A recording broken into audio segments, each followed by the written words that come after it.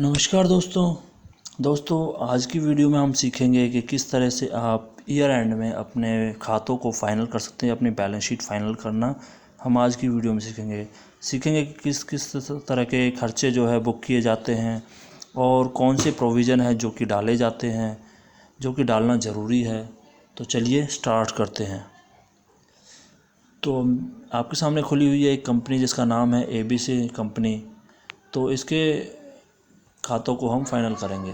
तो सबसे पहले हमें देखना है कि इसकी सेल और परचेज के बारे में।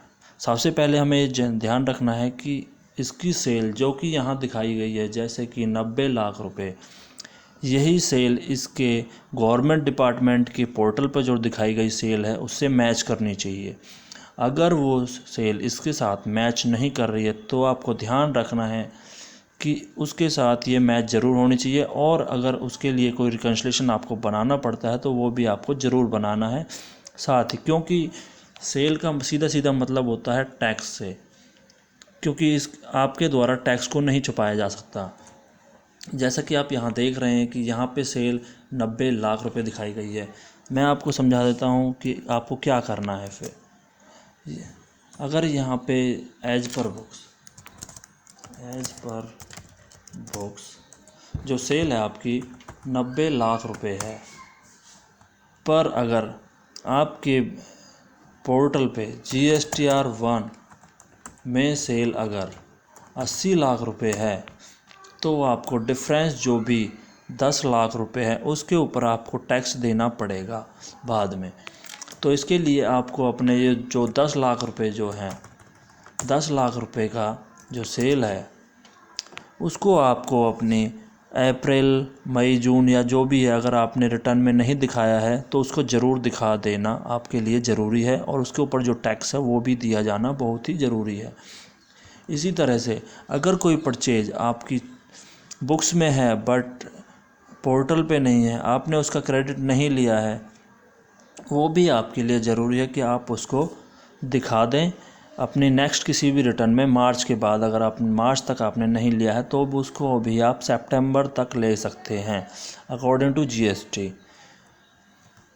इसके बाद आता है यहाँ पे देखिए कार्टेज इनवर्ड है एक थोड़ी सी, क्योंकि आपको पता ही होगा कार्टेज इनवर्ड के ऊपर आपको RCM, अगर वो एक आप जो सर्विस जो लेते हैं वो एक गुड्स ट्रांसपोर्ट एजेंसी से लेते हैं तो उसके लिए आपके ऊपर RCM की अप्लीबिलिटी है, परंतु इस केस में ऐसा नहीं है। यहाँ पे बस थोड़ा सा ये हमारे ऊपर कार्टेज है, इसके लिए हमें RCM देने की ज़रूरत नहीं है।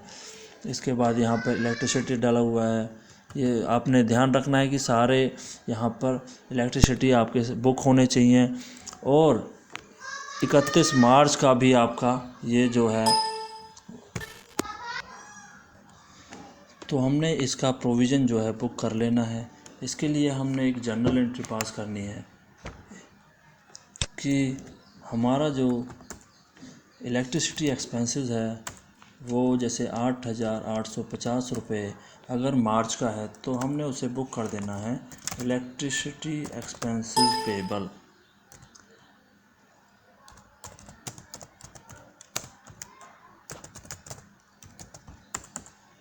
इसको हमने प्रोविज़न बुक कर देना है कि इतने रुपए हमारे मार्च के बाद जमा होंगे, जो कि हमारे लिए खर्चा हो चुका है हमारा, बट वो पेबल है अभी, क्योंकि मार्च के बाद ये अप्रैल में जमा होगा। तो इस तरह से हम इसको बुक कर देंगे for the month of March.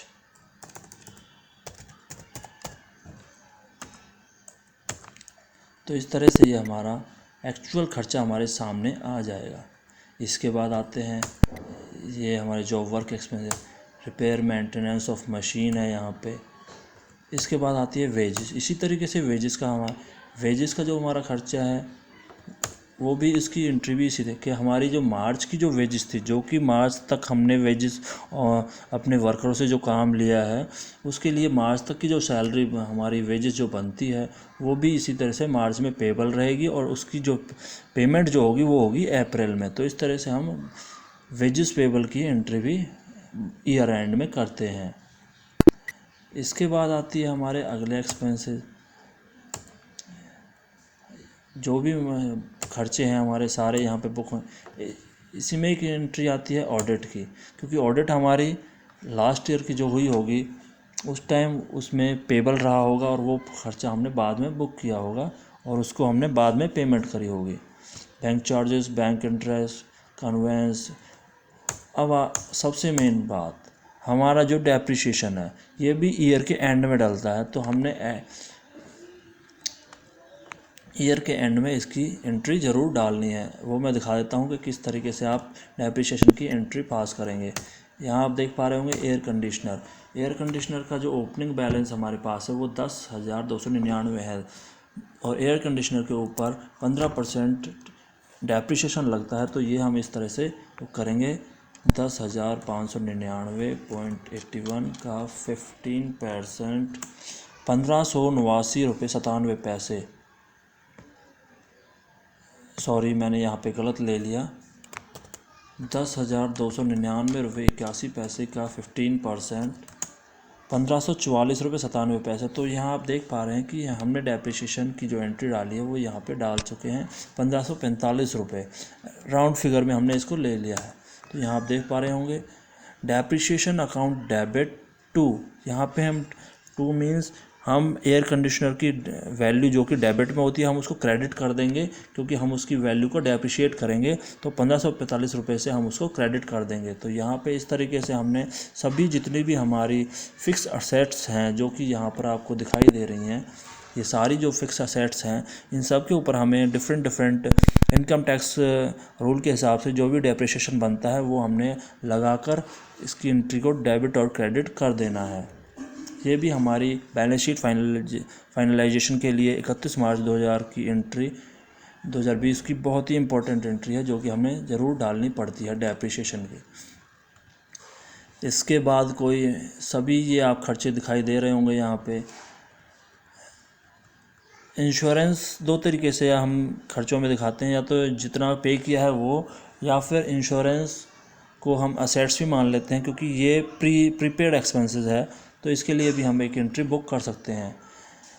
Interest on car loan, यहाँ पे आप देख सकते हैं हमारी इस कंपनी में एक लोन लिया हुआ था, तो हमने जब ये लोन ख़त्म हुआ, क्योंकि ये नवंबर में ही ख़त्म हो गया था, तो हमने इसके ऊपर एक एंट्री डालनी पड़ी। जितना भी इंटरेस्ट हमने पे किया था इंटरेस्ट, वो हमने यहाँ पे इंटरेस्ट को डेबिट किया, और जो हमारा लोन चल रहा था वो क्योंकि ख़त्म हो गया, आप बैलेंस देख पा रहे होंगे 0 है, तो उसी अमाउंट से हमने इसको क्रेडिट कर दिया। तो इस तरह से हमारा इंटरेस्ट का जो कंपोनेंट है वो हमारे प्रॉफिट एंड लॉस अकाउंट में आ चुका है। इसके बाद ऐसे ही सैलरी की एंट्रियाँ का, सैलरी जो मार्च की है वो भी हमारी इस तरीके से पेबल रहेगी, तो वो भी एंट्री हमें यहाँ पे डाल देनी है। इस तरह की सारे हमारे ये खर्चे बुक करने हैं हमने। इसके बाद हमारा जो प्रॉफिट आ रहा है नेट, वो 5,64,680 रुपये अभी आ रहा है। इसके बाद हम चलते हैं बैलेंस शीट में। बैलेंस शीट में हम देखेंगे कैपिटल अकाउंट का ये हमारा ओपनिंग बैलेंस है। इधर ही हम देखेंगे ये हमारा ड्राइंग अकाउंट है। ड्राइंग अकाउंट में हम देखेंगे कि रेगुलर यहाँ पे एंट्रीज, रेगुलर जो प्रोप्राइटर है वो अपनी जो पर्सनल एक्सपेंसेस है वो कर रहा है कंपनी के खाते से। तो इस तरह से ये कंपनी के खाते से मीन्स कैश या बैंक किसी से भी हो सकता है, तो वहाँ से वो जो कर रहा है वो सभी हमारी जो है ड्राइंग्स में जाएंगी। तो इस तरह से हमें यहाँ पे काफ़ी हैवी फिगर दिखाई दे रही है। तो यहाँ पे इसने पर्सनल कोई होटल के लिए कोई एक्सपेंसेस किया है वो भी इसने कंपनी के खाते से किया है, तो ये भी हमारा जो है ड्राइंग्स में चला जाएगा। इसके बाद लोन आपने पहले देखा था, एक सिक्योर्ड लोन था, वो अभी ख़त्म हो चुका था, तो यहाँ पे देख सकते हैं उसका बैलेंस 0 आ रहा है, और जो इंटरेस्ट कंपोनेंट था वो उसके प्रॉफिट एंड लॉस अकाउंट में चला गया था। तो यहाँ पे सिक्योर्ड लोन हमारा 0 हो गया। तो इसके साथ ये बैंक ओडी अकाउंट है, इसका आपने ज़रूर ये ध्यान रखना है कि आपका जो बैंक का बैलेंस है और जो आपकी बुक्स का बैलेंस है वो एक तो या तो टैलीड होना चाहिए, अगर टैलीड नहीं है दोनों तो दोनों का रिकन्सिलिएशन स्टेटमेंट बनी हुई होनी चाहिए कि आपके कौन सा जो बैंक है उसका बैंक और बुक्स का बैलेंस अलग अलग आपका रिकन्सिलिएशन बना हुआ होना चाहिए, कि कोई एंट्री उसकी हो सकता है आपने बुक्स में डाल दी हो बट बैंक में अभी वो क्रेडिट या डेबिट नहीं हुआ होता है, तो इसलिए हमें उसका रिकन्सिलिएशन बनाना पड़ता है। तो ये भी आपका ज़रूर बना हुआ होना चाहिए। इसके बाद अनसिक्योर्ड लोन, जो भी आपके अनसिक्योर्ड लोन हो वो यहाँ आ जाएंगे। इसके बाद है करंट लायबिलिटी। करंट लायबिलिटी में होते हैं ड्यूटी एंड टैक्सेस। मैंने आपको स्टार्टिंग में बताया था कि आपकी सेल और परचेज जो है बुक्स के साथ टैलीड होनी चाहिए, जैसा कि पोर्टल पे दिखाया जा रहा है, जो कि आपके जीएसटी के साथ आपकी सेल या परचेज है वो आपकी बुक्स के साथ बिल्कुल मैच होनी चाहिए। अगर नहीं है तो उसके लिए आपको रिकन्सिलेशन बना लेना है। इधर है, यहाँ पे आप देख रहे हैं ड्यूटी एंड टैक्सेस का यहाँ पे हेड है, तो यहाँ पे आप देख पा रहे हैं ये बिल्कुल तितर बितर से ही है। तो इन सब को भी हमने एक अरेंज करना है, तो यहाँ पे हम इसको अरेंज करेंगे। इसके लिए क्या करना है आपको, जो CGST, SGST, IGST, यहाँ पे आप देख पा रहे हैं कि IGST का जो बैलेंस है वो बहुत ज़्यादा है, तो हम इन सब को अरेंज करेंगे और इन सभी को जो हम डालेंगे वो GST पेबल के खाते में डालेंगे, क्योंकि अगर इसका जो क्रेडिट है बैलेंस ज़्यादा होगा तो ये GST पेबल आएगा। मींस इसका टैक्स जो है ड्यू है 31 मार्च को, जो कि अप्रैल में पे किया गया होगा। तो चलिए देखते हैं ये एंट्रीज हम कैसे करेंगे।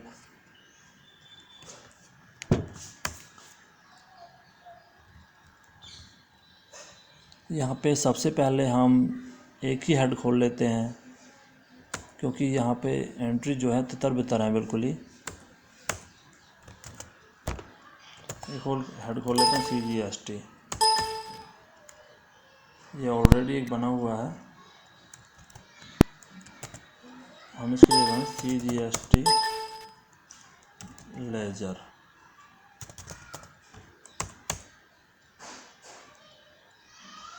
Duty and taxes. तो इसके अंदर हम क्या करेंगे, जितने भी हमारे CGST के बैलेंस होंगे वो सभी हम इसमें ट्रांसफ़र कर देंगे। CGST यहाँ आप देख पा रहे हैं 1,26,000 इसमें बैलेंस है, 1,26,107 रुपये 87 पैसे, क्योंकि वो क्रेडिट बैलेंस था तो इसके लिए हमें इसको अलग से करना पड़ेगा। या एक काम हम और कर सकते हैं, ये सारा का सारा जो बैलेंस है इसको यहाँ से अरेंज करने की बजाय हम सीधा ही GST पेबल के खाते में डाल सकते हैं, क्योंकि इन सभी के बैलेंस अलग अलग आ रहे हैं।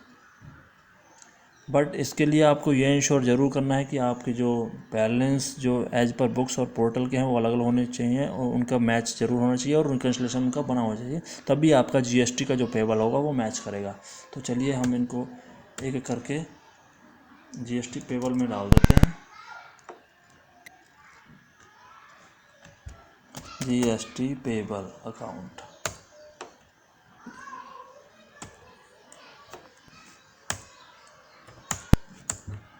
CGST, क्योंकि यहाँ पे क्रेडिट बैलेंस है तो इसको क्रेडिट नहीं कर सकते हम। इसका डेबिट बैलेंस है 15,252 रुपये 35 पैसे, ये ज़ीरो हो गया देखिए। अब CGST वाला वही ले लेते हैं।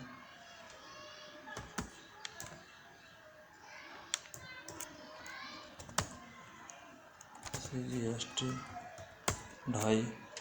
8,134 रुपये 38 पैसे, क्योंकि ये भी क्रेडिट में है तो इसको बाद में लेंगे ज़रा।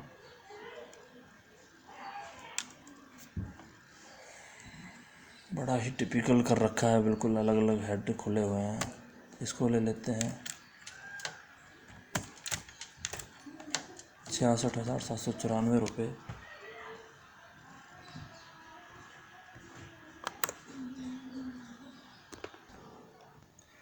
तो देखिए मैंने सारे जो जितने भी लेजर थे उन सब को मैंने यहाँ पे ट्रांसफ़र कर दिया है पर्टिकुलर हेड्स में। CGST का CGST, IGST का SGST।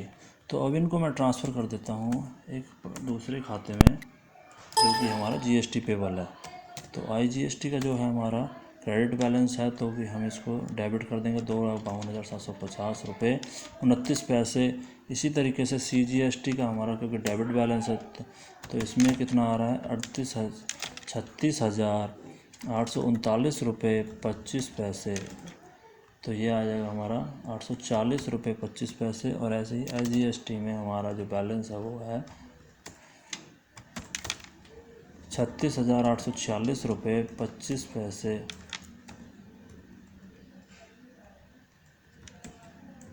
तो बाकी जो बैलेंस बचेगा वो हमारा जीएसटी पेबल में पहुंच जाएगा, जो कि है ये। तो हमारा जीएसटी जो पेबल हो चुका है वो है 2,07,396 रुपये। और यहाँ पे जो हमारा ये कंपोनेंट है जीएसटी पेड अकाउंट है, इसको हम भी यहाँ पे अब ट्रांसफ़र कर देंगे उसी अकाउंट में। ये भी एक जनरल एंट्री पास कर देंगे, जीएसटी पेबल अकाउंट ए जीएसटी पेड अकाउंट।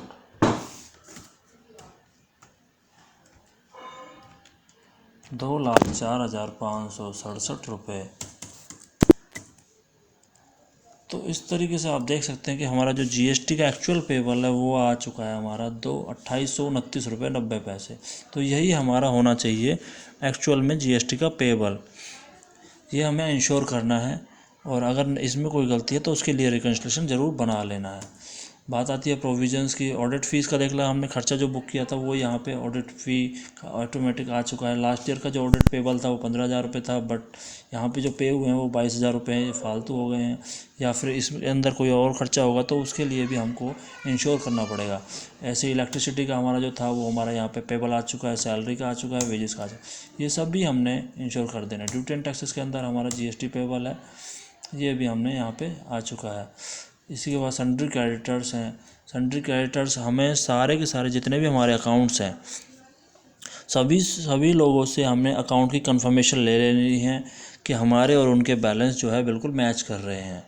तो इस तरह से हमने सारे, अब यहाँ पे आप देख रहे हैं यहाँ पे एक डेबिट बैलेंस आ रहा है, तो इसके लिए भी हमें देख लेना है कि ये डेबिट बैलेंस क्यों आ रहा है, कहीं हमारा कोई बिल कोई छूट तो नहीं गया है जो कि हमने क्रेडिट करना रह गया है, या फिर इसके ऊपर अगर ये एडवांस है तो हमें इसको एडवांस एंट्री डाल देनी है कि हमारा ये जो बैलेंस है वो एडवांस में है।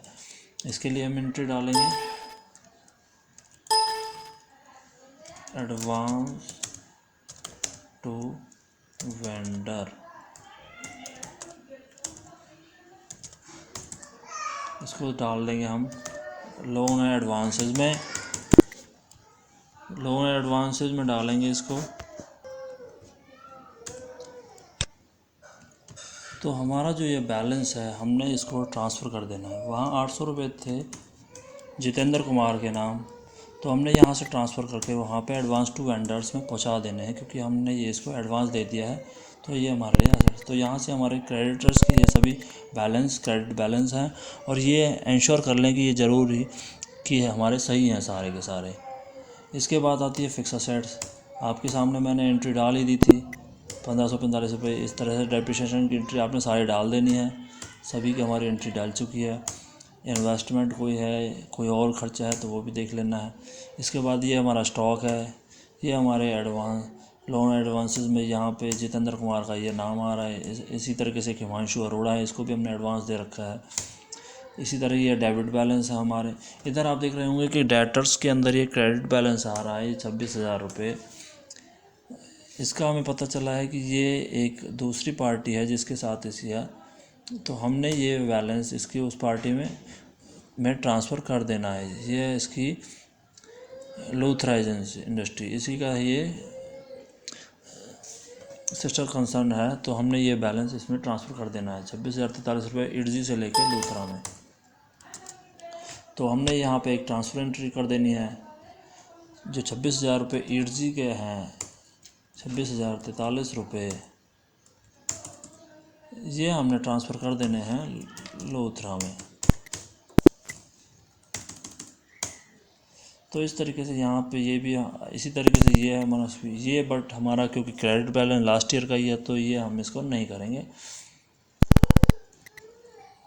तो इस तरीके से हमने जैसे कि हमने क्रेडिटर्स के लिए तो इसी तरीके से हमने डेटर्स के भी बैलेंस जो है कंफर्म कर लेने हैं पार्टी से, इसके बगैर कोई। इधर ये हमारा कैश, ये टेलीफोन सिक्योरिटी है, इसका ओपनिंग बैलेंस क्योंकि हमने कुछ पैसा जमा करा रखा था सिक्योरिटी ऑफिस में जो कि टेलीफोन की है। ये वैट रिकवरेबल है, ये हमारा कुछ बैलेंस था वैट का जो कि रह गया था ट्रांड 1 में लेने से, ये एज चलता रहेगा। इसका हम रिफ़ंड ले सकते हैं डिपार्टमेंट से, ये भी एज इट इज़ में किसी दिन हम इसको राइट ऑफ कर सकते हैं। तो आप देख रहे होंगे ये हमारा इस तरह से बैलेंस शीट हमारी फ़ाइनल हो चुकी है। इसका 5,64,000 रुपये प्रॉफिट आ चुका है। इस प्रॉफिट को हम ट्रांसफ़र कर देंगे अपने कैपिटल अकाउंट में। तो यहाँ पे हम एंट्री करेंगे profit and loss account tab पे 5,64,679 रुपये 55 पैसे टू कैपिटल अकाउंट। इस तरह से हमारा जो बैलेंस है वो यहाँ से ट्रांसफ़र होकर सीधा कैपिटल अकाउंट में पहुँच चुका है। इस तरह से हमारी बैलेंस शीट सर फाइनल हो जाती है। तो इस तरह से ये आप अपनी बैलेंस शीट को भी फाइनल कर सकते हैं। तो बहुत ही आसान है। इसके साथ साथ हमें ये भी चेक कर लेना है कि हमारी जो बैलेंस शीट जो बनी है वो लास्ट ईयर के मुकाबले उसका भी हमें रेशो देख लेना है। तो इसके लिए हमें कॉन्फ़िगर करेंगे परसेंटेज।